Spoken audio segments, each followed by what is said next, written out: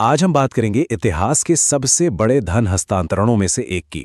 ये कहानी है कि कैसे ब्रिटिश शासन के सिर्फ 200 सालों ने भारत की अर्थव्यवस्था को, उसकी तकदीर को हमेशा के लिए बदल कर रख दिया। 45 ट्रिलियन डॉलर। जरा इस आंकड़े के बारे में सोचिए। एक अंदाजे के मुताबिक ये वो रकम है जो ब्रिटेन ने अपने 200 साल के शासन में भारत से निकाली। ये आंकड़ा इतना बड़ा है कि दिमाग चकरा जाता है। तो सवाल ये उठता है कि आखिर ये हुआ कैसे? हाँ, सोचने वाली बात है। एक कंपनी जो सिर्फ मसाले और दूसरा सामान खरीदने बेचने आई थी, उसने आखिर कैसे एक पूरे उपमहाद्वीप पर कब्जा कर लिया और उसकी सारी दौलत अपने देश ले गई। चलिए आज इसी अविश्वसनीय कहानी की परतों को खोलते हैं। तो इस कहानी की शुरुआत होती है 17वीं सदी में। उस वक्त दुनिया के मंच पर दो बड़े खिलाड़ी थे। एक तरफ था भारत, जो बेहद अमीर तो था लेकिन अंदर से बिखरा हुआ था, और दूसरी तरफ थी यूरोप से आई नई नवेली व्यापारिक कंपनियां। उस समय भारत को वाकई में सोने की चिड़िया कहा जाता था।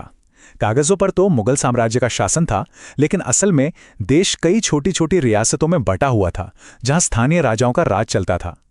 और ये जो राजनीतिक बिखराव था ना, यही अनजाने में बाहर वालों के लिए एक खुला दरवाजा बन गया। और हाँ, ब्रिटिश ईस्ट इंडिया कंपनी इस खेल में अकेली नहीं थी। पुर्तगाली, डच और फ्रांसीसी ये सब पहले से ही यहां अपनी जमीन तलाश रहे थे। मतलब साफ था, भारत की दौलत के लिए एक जबरदस्त होड़ शुरू होने वाली थी। तो अब सवाल ये है कि ईस्ट इंडिया कंपनी, जो सिर्फ व्यापारियों का एक ग्रुप थी, वो एक राजनीतिक और सैन्य ताकत कैसे बन गई? चलिए देखते हैं कि कैसे व्यापार करने का इरादा एक साम्राज्य बनाने की खतरनाक महत्वाकांक्षा में बदल गया। कंपनी के लिए शुरुआत बिल्कुल भी आसान नहीं थी।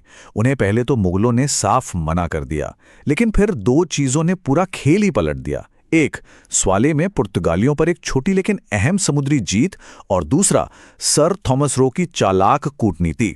आखिरकार जहांगीर ने उन्हें व्यापार करने की इजाजत दे दी, और बस यहीं से कंपनी ने भारत में अपनी जड़ें जमानी शुरू कर दी। अब आता है कहानी का सबसे बड़ा, सबसे जरूरी मोड़। 1670 में इंग्लैंड के राजा ने कंपनी को एक शाही फरमान यानी रॉयल चार्टर दिया।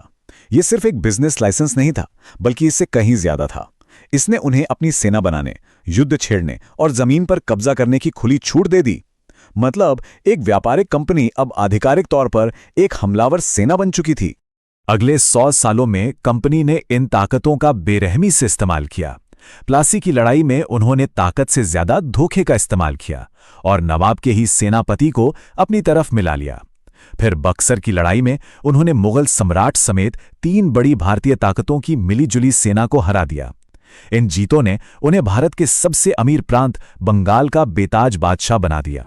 और यह सैन्य जीत सीधे तौर पर पैसों की लूट से जुड़ी थी। जंग जीतने के बाद कंपनी ने हर्जाने के नाम पर बंगाल पर 2 करोड़ रुपए का भारी जुर्माना लगा दिया। यहीं से उस लूट की शुरुआत हुई जिसने बंगाल जैसे अमीर प्रांत को कंगाल कर दिया। चलिए अब कहानी के उस सबसे अहम मोड़ पर चलते हैं, वो पल जब ईस्ट इंडिया कंपनी का बिजनेस मॉडल पूरी तरह से आधिकारिक तौर पर बदल गया। 1765 में बक्सर की जीत के बाद मुगल सम्राट इतने कमजोर हो गए थे कि उन्हें कंपनी को दीवानी अधिकार देने पड़े। इसका सीधा सा मतलब ये था कि अब बंगाल, बिहार और उड़ीसा जैसे बड़े और अमीर प्रांतों से सारा टैक्स वसूलने का कानूनी हक कंपनी को मिल गया था। ये एक तरह से भारत की तिजोरी की चाबियां कंपनी को सौंपने जैसा था। और यहीं पर सबसे बड़ी बात सामने आती है। कंपनी अब कोई ट्रेडिंग फर्म नहीं रही, वो एक ऐसी सरकार बन गई थी जिसका एक ही मकसद था, मुनाफा कमाना। उनका काम अब व्यापार करना नहीं, बल्कि सीधे भारत के लोगों से टैक्स वसूल कर अपनी तिजोरियां भरना था। और ये सिस्टम बहुत ही सीधा और शोषण से भरा था। देखिए, कंपनी भारतीयों से टैक्स वसूलती थी, फिर उसी पैसे से भारतीय किसानों और कारीगरों से कपास और रेशम जैसा कच्चा माल खरीदती थी, और फिर इस माल को बिना कोई कीमत चुकाए इंग्लैंड भेज दिया जाता था, जहां इसे बहुत बड़े मुनाफे पर बेचा जाता था। ये एक ऐसा दुष्चक्र था जिसमें भारत का पैसा सीधे ब्रिटेन की तिजोरियों में जा रहा था। लेकिन कंपनी का ये क्रूर शासन हमेशा नहीं चल सकता था। जल्द ही ब्रिटिश सरकार को सीधे दखल देना पड़ा। लेकिन हैरानी की बात यह है कि लूट की ये व्यवस्था तब भी नहीं रुकी, बल्कि और भी संगठित हो गई। करीब 100 साल के इस शोषण के बाद 1857 में भारतीय लोगों के सब्र का बांध टूट गया। बेहिसाब टैक्स, जमीन हड़पने की नीतियां और लगातार हो रहे अपमान ने पूरे भारत में एक बड़े विद्रोह की आग भड़का दी, जिसे आज भारत की आजादी की पहली लड़ाई भी कहा जाता है। विद्रोह को तो बड़ी बेरहमी से कुचल दिया गया, लेकिन इसने कंपनी के शासन का अंत कर दिया। ब्रिटिश सरकार को समझ आ गया कि एक प्राइवेट कंपनी अब भारत जैसी बड़ी सल्तनत को नहीं संभाल सकती। इसलिए 1858 में उन्होंने सत्ता सीधे अपने हाथों में ले ली। तो मालिक बदल गए, लेकिन शोषण की मशीनरी वैसी ही रही। असल में वो अब और भी ज्यादा कुशल और व्यवस्थित हो गई। भारत अब आधिकारिक तौर पर ब्रिटिश साम्राज्य का ताज का गहना था और उसकी दौलत को पहले से भी बड़े पैमाने पर लूटा जाना जारी रहा। तो चलिए अब संक्षेप में उन तरीकों को देखते हैं जिनके जरिए ये इतनी बड़ी वित्तीय लूट की गई और इसके क्या नतीजे हुए।